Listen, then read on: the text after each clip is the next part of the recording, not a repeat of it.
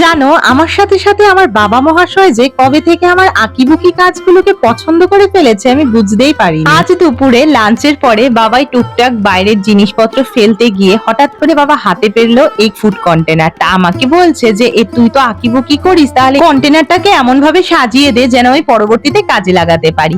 তো আমিও বাবার কথা মতো বসে পড়লাম রং তুলি হাতে নিয়ে। যেহেতু আমি হোয়াইট কালারটার উপরেই ডিজাইন দিচ্ছি, তাই মনে হলো যে তুতে কালার হলে খুবই সুন্দর হবে, যেটা আমার কাছে ছিল না। তাই ব্লু, হোয়াইট আর গ্রিন মিক্স আপ করে তুতে কালার বানিয়ে নিয়েছি। এই যে কাজ করতে করতে বাধা বিপত্তির কারণ হয়ে দাঁড়ায় মশা, তারপর তো এই কাজগুলো করতে থাকলাম।